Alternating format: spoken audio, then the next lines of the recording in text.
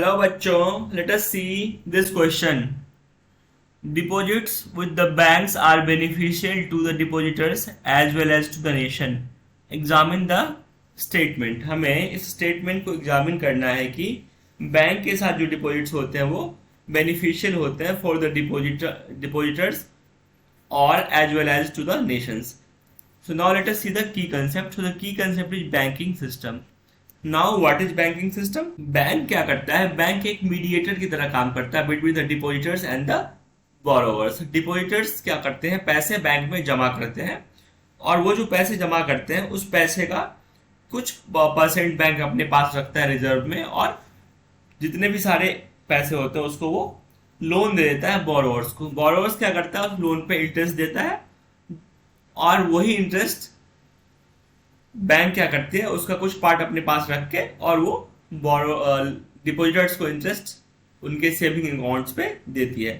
तो अब इस सिस्टम में क्या होता है कि जो डिपॉजिटर्स को जो इंटरेस्ट मिलता है वो कम होता है और जो बोरोवर्स को लोन जो देते हैं बैंक बोरोवर्स को वो ज्यादा इंटरेस्ट लेते हैं, और बीच का जो मार्जिन होता है वो वही बैंक का प्रॉफिट होता है.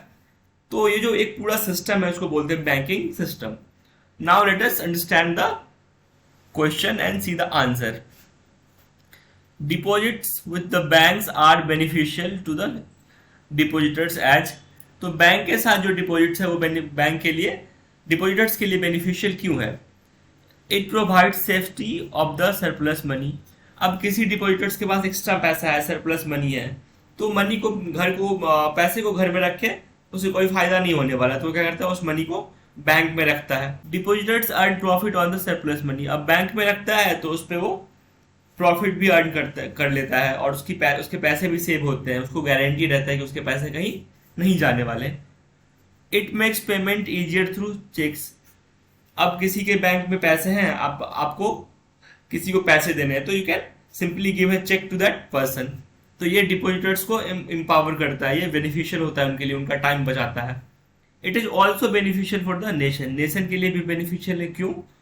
Availability of cheap loans are as large part of these deposits are given to loans. तो क्या होता है कि चीप लोन्स, ये जो डिपॉजिटर्स पैसे जमा करते हैं, इन्हीं पैसों से चीप लोन्स दिया जाता है to the large part of people, और फिर उनसे इंटरेस्ट आता है और वो इंटरेस्ट डिपॉजिटर्स को भी मिलता है, बैंक को भी मिलता है, और इसी तरीके से हमारा इकोनॉमिक सिस्टम काम करता है. Boost the industry and agriculture by cheap loan.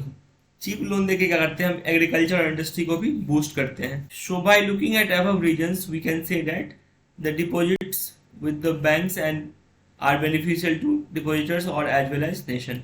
तो बैंक के साथ डिपॉजिट्स जो है डिपॉजिटर्स के लिए भी बेनिफिशियल होता है और नेशन के लिए भी बेनिफिशियल होता है. I hope you understood it well. Thank you.